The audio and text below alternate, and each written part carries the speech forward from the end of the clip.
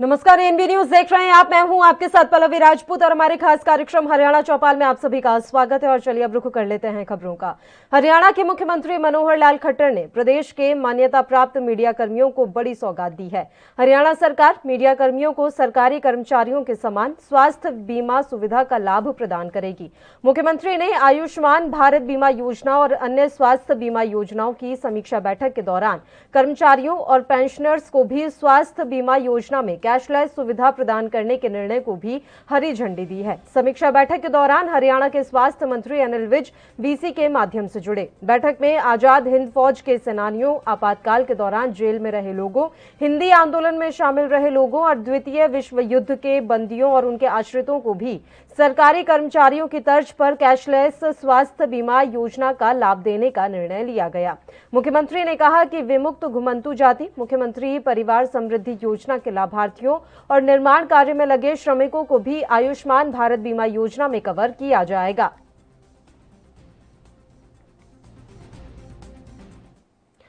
संसद में जहां पेगासस मुद्दा गरमाया हुआ है, वहीं कृषि कानूनों पर भी विपक्ष संसद से लेकर सड़क तक सरकार को घेरने में जुटा हुआ है। कांग्रेस नेता कुलदीप शर्मा ने कहा कि फोन टैपिंग मामले में सरकार जवाब तक देने को राजी नहीं है। सरकार के मंत्री ये तक नहीं बता रहे कि उन्होंने पेगासस खरीदा या नहीं। वहीं कुलदीप शर्मा ने कहा कि पीएम मोदी ने 2022 में किसानों की आय दोगुनी करने की बात कही थी। वो आय तो दोगुनी होती नजर नहीं आ रही, लेकिन पेट्रोल, डीजल, सब्जियां, दाल, खाने का तेल, इन सब के दाम डबल जरूर हो गए हैं, जिसके लिए पीएम का धन्यवाद। इसके अलावा कांग्रेस नेता ने स्मार्ट सिटी का मुद्दा भी उठाया। लेकिन जिन लोगों ने उनको मुख्यमंत्री होने का गौरव प्रदान किया है, क्या उन लोगों को हक नहीं है? ये स्मार्ट सिटी बना के डिक्लेयर कर दिया। अब आप बताएं इसमें क्या स्मार्ट हो गया? How it is a smart city? सड़कों पर, गलियों में, नालियों में जल भराव, एक बारिश से सरकार के एडमिनिस्ट्रेशन की पोल खुल जाती है, शहर डूब जाता है,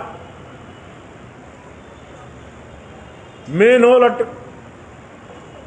स्टॉर्म वाटर्स के मैनेजमेंट। ये स्मार्ट सिटी का हाल है, जिसको 6 साल पहले स्मार्ट सिटी डिक्लेयर किया गया, जहां पर अब ये कहा जा रहा है कि सैकड़ों करोड़ रुपया खर्च हो चुका है इसको स्मार्ट बनाने में। वो खर्च कहां हुआ? आपके सामने। व्यापार धीमा है। सरदार मनमोहन सिंह ने कहा है देश की अर्थव्यवस्था का 1991 वाला हाल हो जाने वाला है, उससे बुरा हो जाने वाला है। दुकानदार भाइयों से पूछिए, व्यापारियों से पूछ गया, पुलवामा काम आ गया, यहाँ पर मेंबर पार्लियामेंट बन गए।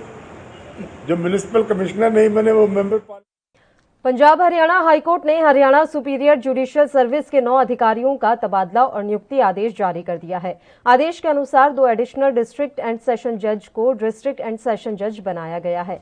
रेवाड़ी के एडिशनल डिस्ट्रिक्ट एंड सेशन जज राकेश कुमार यादव को रोहतक और सोनीपत के एडिशनल डिस्ट्रिक्ट एंड सेशन जज देशराज को फतेहाबाद में डिस्ट्रिक्ट एंड सेशन जज के पद पर नियुक्ति दी गई है। साथ ही फरीदाबाद के एडिशनल डिस्ट्रिक्ट एंड सेशन जज कंवरपाल का भिवानी तबादला किया गया है।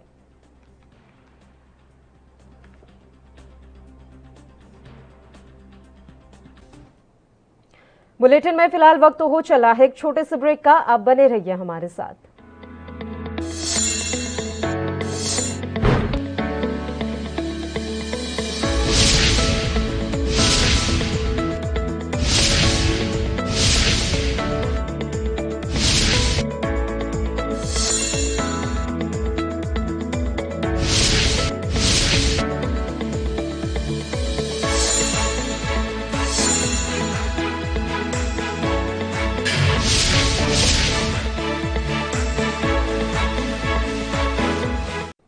ब्रेक के बाद एक बार फिर से आप सभी का स्वागत है। बढ़ते हैं कुछ और खबरों की ओर। दिल्ली से सटा साइबर सिटी आज हुई बारिश में एक बार फिर से दरिया बन गया।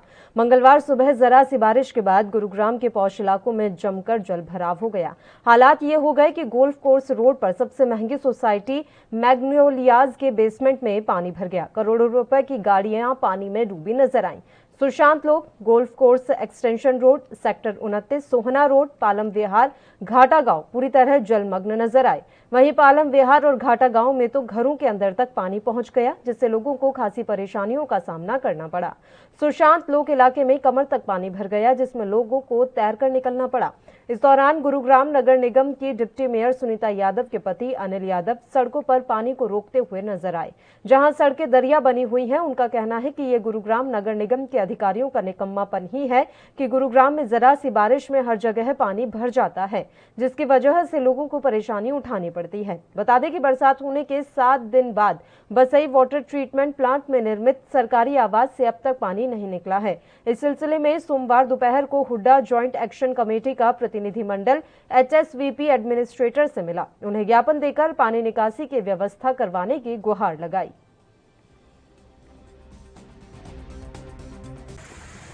अधिकारियों से लगातार इस बारे में बैठक हो रही है और पिछले 20 तारीख को भी जो पहली बारिश हुई थी उसके बाद भी यही बात हुई थी कि अधिकारी लोकल जो काउंसलर है, जनता के चुने हुए प्रतिनिधि हैं और जो एक्चुअल ग्राउंड पोजीशन को समझते हैं, उनसे मिलकर और उनके सहयोग से इस पानी निकासी में उनका सहयोग ले और काम करे। लेकिन क्या है कि हम यहाँ हैं तो हमें तो जैसे ही परेशानी शुरू होती है तो तुरंत पहुँचना पड़ता है। अधिकारी अपने हिसाब से और अपनी सुविधा के अनुसार आते हैं, तो अगर हम अधिकारियों की इंतज़ार करें तो यहाँ लोगों को और अधिक नुकसान होगा और लोगों को और ज़्यादा परेशानी होगी। तो इसलिए जब तक वो ना आए तब तक हम अपने तौर पर जो अपने लेवल पे जो भी अरेंजमेंट कर सकते हैं या जो भी बचाव में कार्य कर सकते हैं उसकी कोशिश करते हैं कि हम अपनी टीम के साथ वो काम करें। और ये ही कहीं ना कहीं एक मुझे इसमें कहने में कोई वो नहीं है कि जो निगम के अधिकारियों का एक तरह से निकम्मापन है वो दर्शाता है। बुलेटिन में रुकते हैं एक और छोटे से ब्रेक के लिए। आप देखते रहिए ANB न्यूज।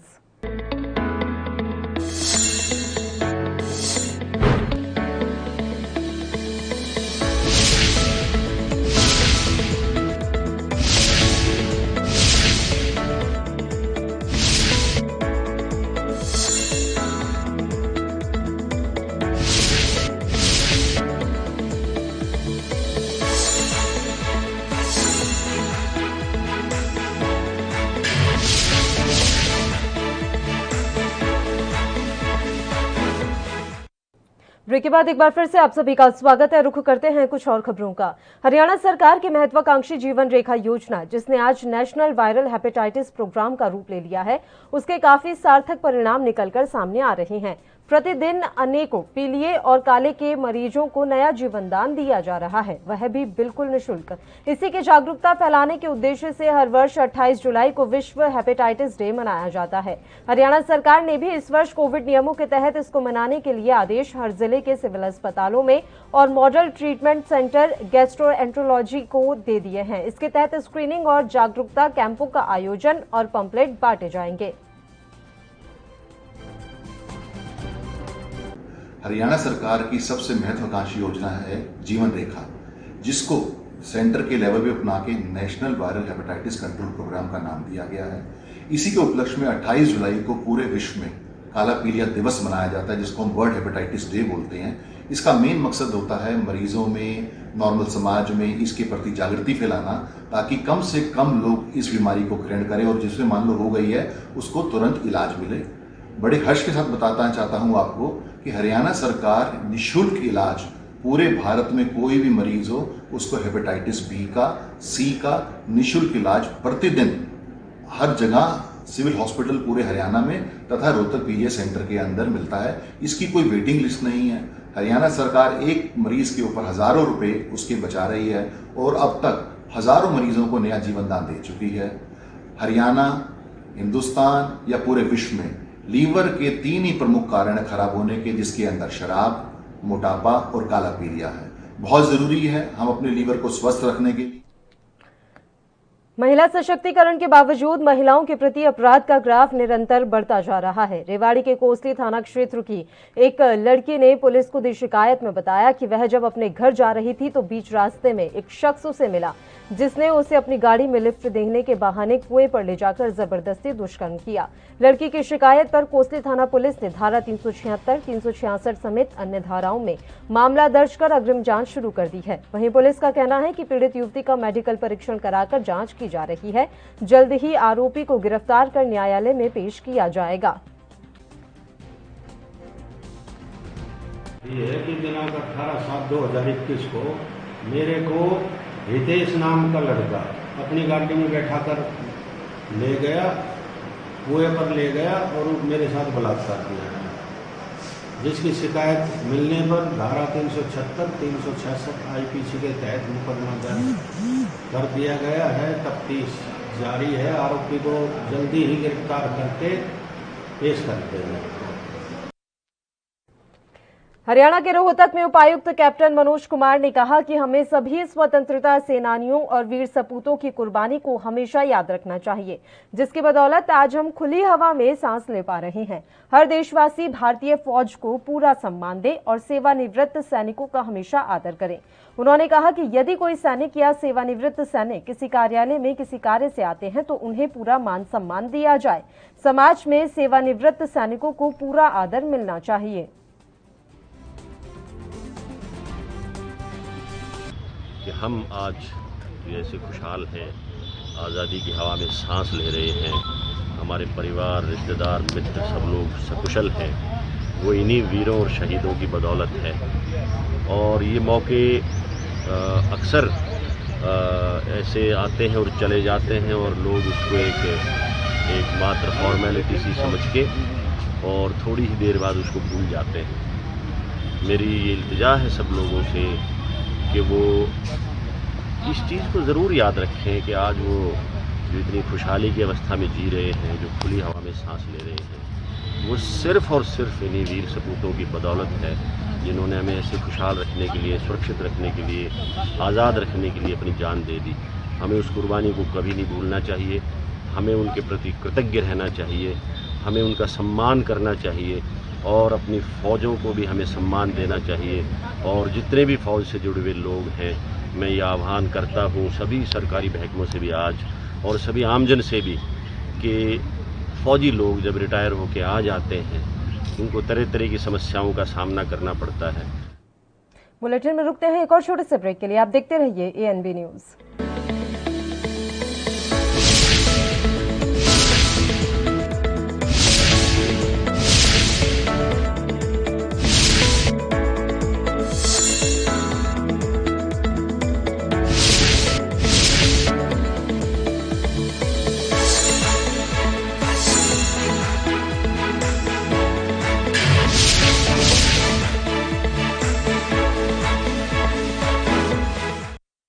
ब्रेक के बाद एक बार फिर से आप सभी का स्वागत है। बढ़ते हैं खबरों की ओर। भारतीय किसान यूनियन ने हरियाणा के जींद के खटकल टोल प्लाजा पर खाप नेता के साथ दुर्व्यवहार करने के मामले में पूर्व मुख्यमंत्री और इंडियन नेशनल लोकदल के सुप्रीमो ओम प्रकाश चौटाला का पुतला फूंका। इस दौरान किसानों ने चौटाला से सार्वजनिक रूप से माफी मांगने की बात कही। साथ ही उन्होंने कहा कि यदि उन्होंने माफी नहीं मांगी तो किसान संगठनों द्वारा जल्द ही टिकरी बॉर्डर पर संयुक्त किसान मोर्चा की मीटिंग बुलाकर बड़ा फैसला लिया जाएगा। आक्रोशित किसानों ने कहा कि चौटाला द्वारा जींद के खटकल टोल पर खाप नेता सतबीर प्रधान के साथ दुर्व्यवहार किया गया और बेत मारने का भी आरोप लगाया। किसान संगठन इस अपमान के खिलाफ एकजुट हैं और ऐसी हरकत को सहन नहीं करने की बात कह रहे हैं। प्रदर्शन के बाद किसान नेताओं ने कहा कि ओम प्रकाश चौटाला सार्वजनिक रूप से माफी मांगे। उन्होंने कहा कि किसानों ने चौटाला परिवार की तीनों पीढ़ियों का साथ देकर उन्हें सत्ता तक पहुंचाया है। इसकी सार्वजनिक तौर पर पूरे प्रदेश और देश के किसानों से माफी मांगे, उनका दायित्व बनता है। अगर ये सत्ता में होता तो आज ये भाजपा का भी बाप होता, क्योंकि भाजपा जितना अत्याचार नहीं कर रही। खट्टर ने भी शायद किसी को अभी तक किसी किसान के ऊपर लाठीचार्ज नहीं किया होगा। इसने खुद बैत मार के अपनी असली औकात दिखा दी कि मैं किस प्रकार से कितना किसानों के साथ हूँ और मैं कितना अत्याचार कर रखा हूँ। जिन्होंने महम कांड और कंडेला कांड किया तो ये हरियाणा या प्रदेश के किसानों के हित में नहीं है, ये सिर्फ घोषणा कर रहे हैं अपनी राजनीति का बदलाव करके। हरियाणा विद्यालय शिक्षा बोर्ड ने रेगुलर विद्यालय की 12वीं कक्षा का परीक्षा परिणाम सोमवार को घोषित कर दिया। इस परीक्षा का परिणाम 100% रहा। बता दें कि परीक्षा परिणाम 30-10-60 के फॉर्मूले पर घोषित किया गया है। परीक्षा परिणाम की जानकारी हरियाणा विद्यालय शिक्षा बोर्ड के अध्यक्ष डॉक्टर जगबीर सिंह ने पत्रकार वार्ता के माध्यम से दी। आपको बता दें कि ये परीक्षा अप्रैल में आयोजित करवाई जानी थी, लेकिन कोरोना महामारी के चलते ये परीक्षा आयोजित नहीं करवाई जा सकी, जिसके बाद शिक्षा विभाग और हरियाणा सरकार के निर्देशानुसार ये परीक्षाएं रद्द कर दी गई थी। परीक्षा परिणाम की जानकारी देते हुए हरियाणा विद्यालय शिक्षा बोर्ड के अध्यक्ष डॉक्टर जगबीर सिंह ने बताया कि 12वीं कक्षा में कुल 2,21,263 विद्यार्थी पास हुए हैं, जिनमें से 1,14,416 छात्र और 1,06,847 छात्राएं पास हुई। वहीं हिंदी परिणामों में कंपार्टमेंट के 5,567 विद्यार्थी भी पास हुए हैं। माननीय सुप्रीम कोर्ट के दिशा निर्देशन में और माननीय मुख्यमंत्री जी से जो बोर्ड ने फार्मूला दिया तो पास होने के बाद उसमें 10वीं के जो अंक विद्यार्थी के थे 30% गिने गए हैं, 11वीं के 10% और 12वीं के 60% जो आंतरिक मूल्यांकन और प्रैक्टिकल के अंक थे उनके आधार पर लगा करके ये परीक्षा परिणाम तैयार किया गया है। इस बार इस परीक्षा में 2,27,585 विद्यार्थियों ने ये परीक्षा देनी थी। आज 2,21,263 परीक्षार्थियों का परिणाम घोषित किया जा रहा है, जिसमें 1,14,416 छात्र हैं और 1,00,000। रुकते हैं एक और छोटे से ब्रेक के लिए, आप बने रहिए हमारे साथ।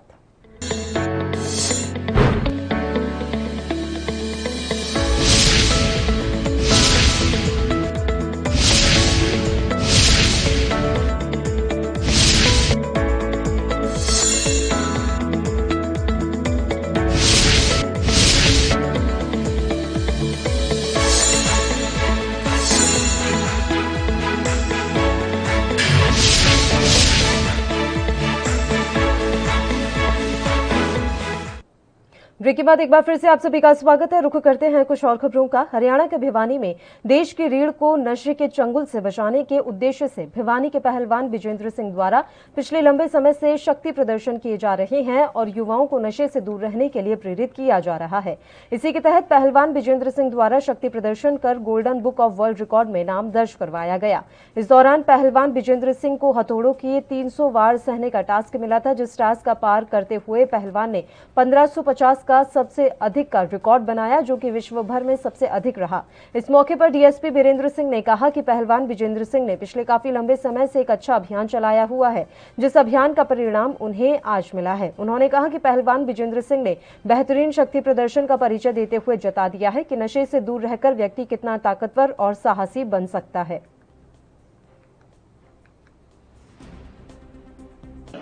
Golden book of world record के लिए एक प्रदर्शन किया है सभी के सामने, और इन्होंने लोहे के हथौड़े से अपने शरीर पे 1550 चोटें खाई हैं और इन चोटों के दौरान शरीर भी इनका काफ़ी जगह जगह से लाल नीला पड़ गया, लेकिन इन्होंने उफ तक नहीं किया और इनमें उत्साह, भरपूर उत्साह, अब भी इन्हें उत्साह है और 1550 चोटें खा के इन्होंने बड़ा कीर्तिमान स्थापित किया है। और मैं समझता हूँ कि इनका golden book of world record में नाम जरूर अवश्य दर्ज होगा।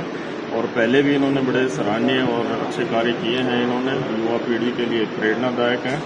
ये युवा पीढ़ी को प्रेरणा देते हैं कि बुराइयों से बचें, नशे से बचें, क्योंकि नशा जो है वो सभी बुराइयों की जड़ है और नशा के जितने भी अपराध होते हैं बिना नशे के कोई अपराध नहीं होता। तो नशा ना करें, नशे से दूर रहें, बुरी संगत से दूर रहें और अपने शरीर को स्वस्थ करें, माँ बाप को स्वस्थ रखें, खुश रखें। अपने हरियाणा प्रदेश एक सपना था कि देश और समाज के लिए कुछ करूं और मेरा एक जुनून था कि मैं देश और समाज के लिए कोई ऐसी मिसाल कायम करूं जो कि अपना भिवानी क्षेत्र में, पूरे वर्ल्ड के अंदर अपनी भिवानी क्षेत्र का नाम हो और युवाओं को एक प्रेरणा मिले कि युवा जो है ना अपना ध्यान जो है नशे को त्याग कर अन्य ध्यान अपने खेलों में लगाएं, अन्य गतिविधियों में लगाएं। और सभी पेरेंट्सों से भी मेरी एक ही अपील है कि अपने आप बच्चों की संगत जरूर चेक करें, क्योंकि एक कहावत है, जैसी संगत वैसी रंगत। और मेरा स्टंट दिखाने का सिर्फ यही मकसद है कि युवा नशे के चुंगल से निकले और मैं उन नशे को जो है जड़मूल से समाप्त करना चाहता हूं। भारत देश को नशा मुक्त देश बनाना चाहता हूं।